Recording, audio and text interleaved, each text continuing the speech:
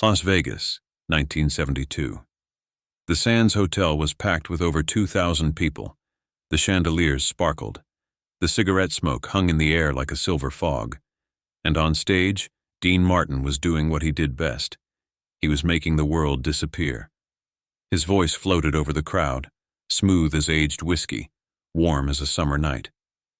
"Everybody loves somebody" filled the room, and for those few minutes, nobody thought about their problems. Nobody worried about bills or heartbreak or the chaos waiting outside those doors. They just listened. They just felt. Dean was in his element. The tuxedo fit perfectly. The glass in his hand caught the light. That lazy smile played on his lips like he had nowhere else to be, nothing else to do. Like entertaining 2,000 strangers was the easiest thing in the world. But something was about to happen that would shatter the illusion. Something that would remind everyone in that room, including Dean Martin himself, that life is fragile and precious and desperately short. In the back of the showroom, near the doors where the waiters came and went, a woman sat with her husband and their son. The boy was small for his age, thin in a way that made your heart hurt just looking at him. He wore a suit that was slightly too big, bought with hope that he might grow into it. He wouldn't. His name was Michael. He was 9 years old, and he was dying. The doctors had given him weeks, maybe a month if they were lucky. The cancer that had started in his bones had spread everywhere. There was nothing more they could do. Nothing except make him comfortable. Nothing except let him live whatever time he had left. Michael's parents had asked him what he wanted. Anything in the world, they said. Disneyland, a trip to the beach, a new bicycle he could ride when he felt strong enough. Michael had only one request. He wanted to see Dean Martin, not on television, not on a record player. He wanted to sit in a real showroom and watch Dean Martin perform live. He wanted to hear that voice fill a room. He wanted to see the man his grandmother had loved, the man whose records had played in their house every Sunday for as long as Michael could remember. His grandmother had passed away 2 years earlier. Cancer, just like Michael. In her final days, she had held Michael's hand and told him stories about seeing Dean Martin perform in the 1950s. She described the way he moved, the way he smiled, the way he made everyone feel like they were the only person in the room. "Someday," she had whispered, "you'll see him too, and you'll understand." Now Michael was running out of some days. His parents had called the Sands Hotel. They had explained the situation. They had begged for tickets to Dean Martin's sold-out show, and someone, somewhere in that hotel, had a heart. The tickets arrived the next day. Front row was impossible, but they had a table near the back.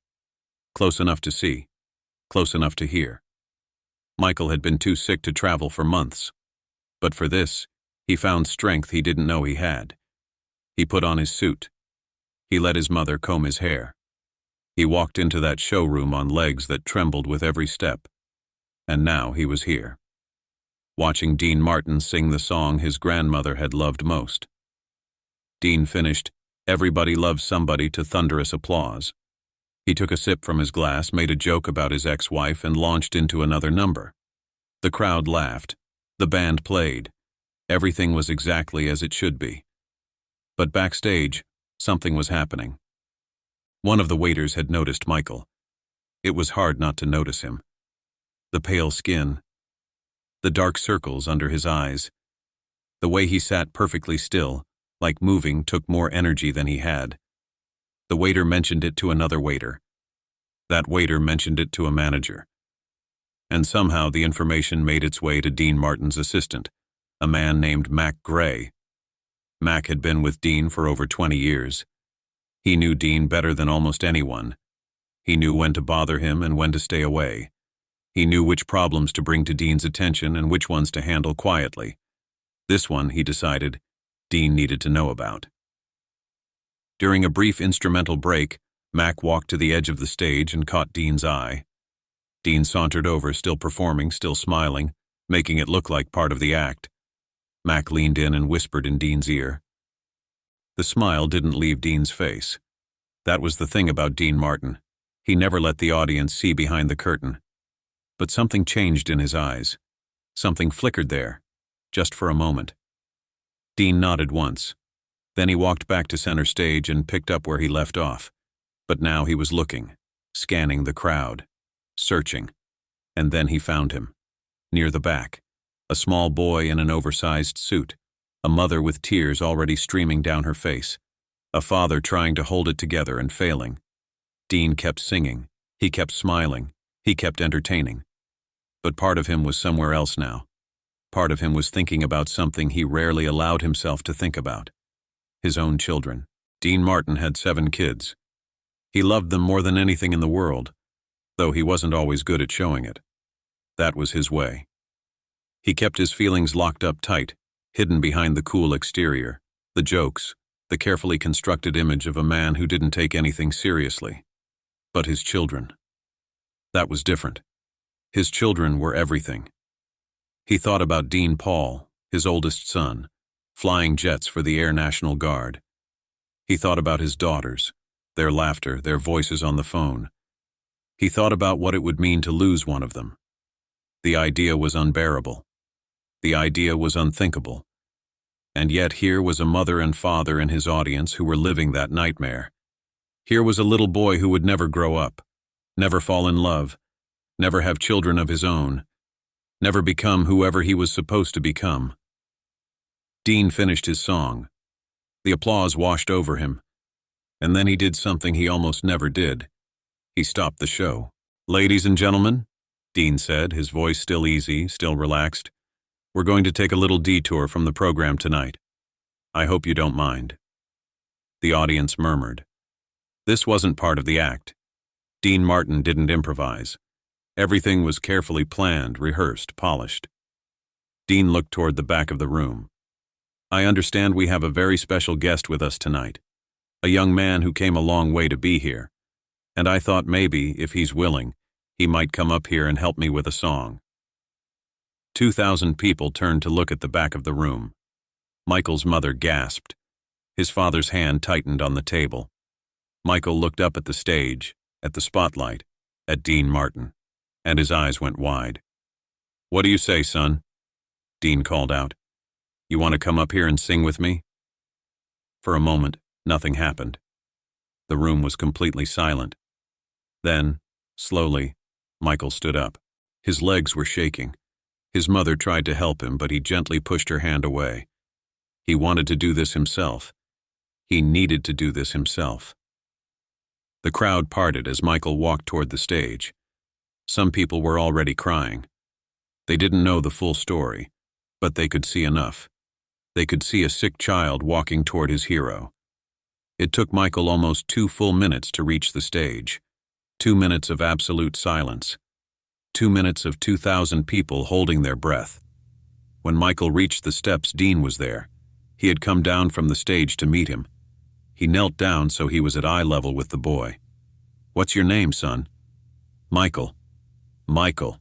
That's a good name. Strong name." Dean's voice was soft, meant only for the boy. "I hear you're a pretty brave kid." Michael didn't say anything. He just looked at Dean with those huge, tired eyes. "You know something, Michael? I get nervous up there sometimes. Think maybe you could help me out? Keep me company?" Michael nodded. Dean took the boy's hand. It was so small, so fragile. Dean could feel the bones beneath the skin, could feel how little was left of this child.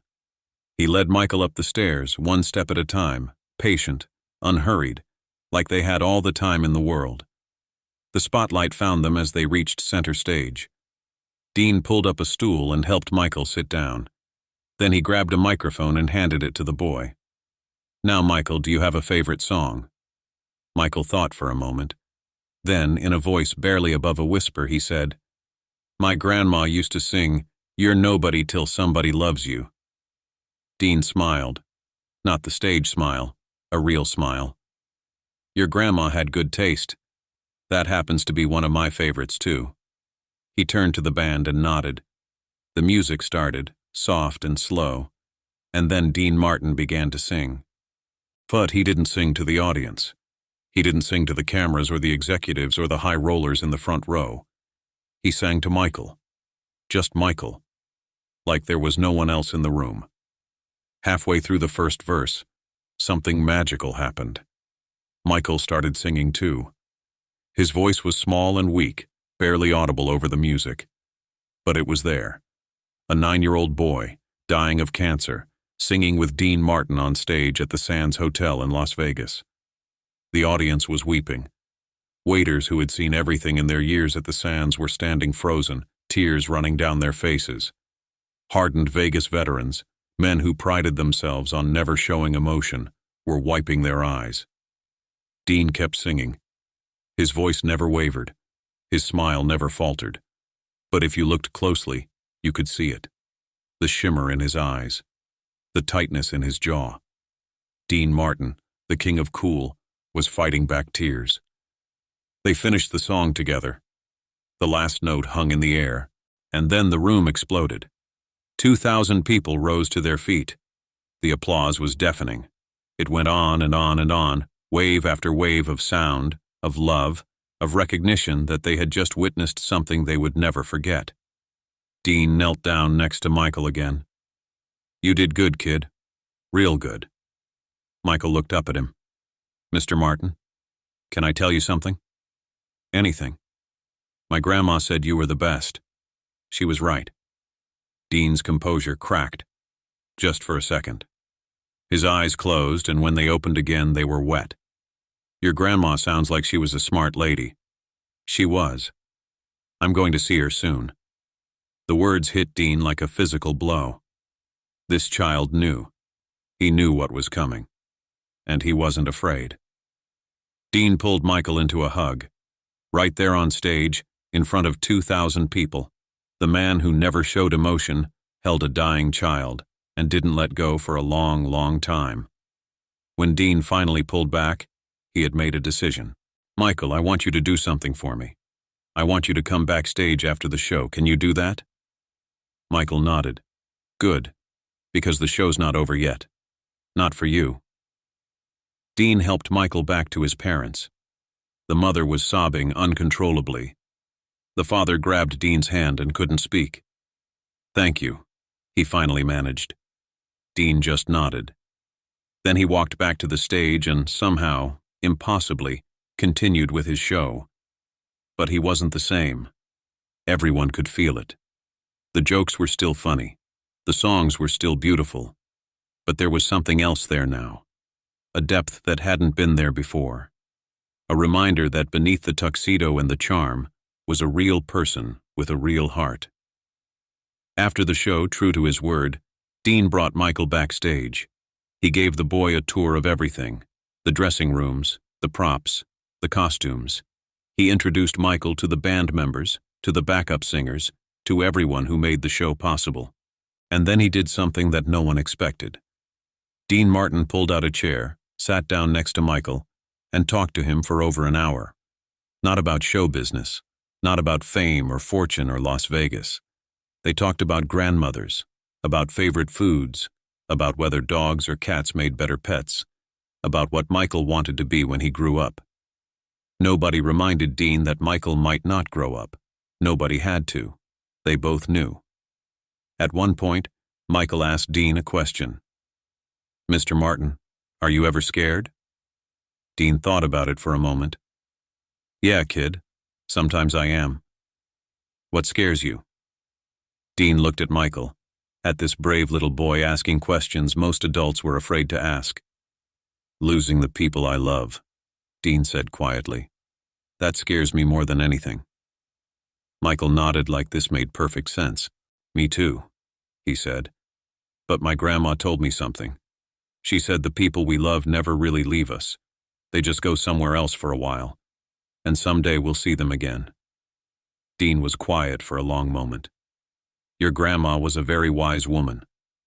"I know." Michael smiled, and for just a second he didn't look sick. He just looked like a happy kid. "I'm going to tell her you said hi." Before Michael left that night, Dean gave him something.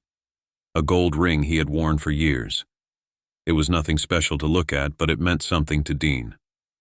"I want you to have this," Dean said. "I can't take your ring, Mr. Martin." "Sure you can. It's a gift. And you know what? Every time you look at it, I want you to remember something. Remember that tonight you sang on stage at the Sands Hotel in Las Vegas. You sang with Dean Martin. Not many people can say that. You're special, Michael. Don't let anyone ever tell you different." Michael took the ring. His small fingers closed around it. "Thank you, Mr. Martin, for everything." Dean ruffled the boy's hair. "Thank you, kid. You made this old singer feel something tonight. That doesn't happen very often." Michael left with his parents. Dean watched them go. When they were gone, Mac Gray approached Dean. "That was something, Dean. Really something." Dean didn't say anything. He just walked to his dressing room and closed the door. Mac waited outside. He could hear it, muffled through the door. The sound of Dean Martin crying. 3 weeks later, Michael died. His mother wrote Dean a letter. She told him about Michael's final days, how he wore the ring every day, how he told everyone who visited about the night he sang with Dean Martin, how in his last hours he asked his parents to play "You're Nobody Till Somebody Loves You" one more time. "You gave my son the happiest night of his life," she wrote. "In all the darkness, all the pain, all the fear, that night shone like a star." He talked about it constantly. He said he wasn't afraid anymore. He said if he could sing on stage with Dean Martin, he could do anything, even the hard stuff, even the dying. She enclosed a photograph. Michael, on stage, holding the microphone, standing next to Dean Martin. Both of them singing. Both of them, for that one perfect moment, completely alive. Dean kept that letter for the rest of his life. He kept it in a drawer in his bedroom, along with the photograph. He never showed it to anyone. He never talked about that night in interviews. But people who knew him said he was different after that. Softer somehow. More present. He called his children more often. He told them he loved them more freely. He seemed to understand, in a way he hadn't before, how precious and brief it all was. Years later, when Dean lost his own son in a plane crash, he thought about Michael. He thought about that little boy who faced death with more courage than most adults could muster. He thought about what Michael had said about his grandmother, about how the people we love never really leave us. Dean hoped that was true. He needed it to be true. The story of that night at the Sands Hotel spread through Las Vegas like wildfire. Waiters told their families. Audience members told their friends. It became one of those legendary Vegas moments passed down through generations. But here's the thing about the story. It wasn't about Dean Martin being a star. It wasn't about the glamour of Las Vegas or the magic of show business. It was about a man who saw a dying child and chose to do something. Not because anyone was watching, not because it would be good for his image, but because it was the right thing to do. Dean Martin spent his life making people laugh. He made millions of dollars. He won awards. He achieved a level of fame that most people can only dream of. But ask anyone who was in that showroom in 1972, and they'll tell you. The greatest performance Dean Martin ever gave wasn't captured on any album or any film. It was 3 minutes on stage with a 9-year-old boy. It was a gold ring passed from one hand to another. It was a conversation backstage about grandmothers and dogs and being scared. That's what matters. Not the applause, not the fame. The moments when we see each other, really see each other. The moments when we reach out across all the things that divide us and simply say, "I'm here. You're not alone." Dean Martin understood that. Maybe he always understood it. Maybe that's why people loved him so much.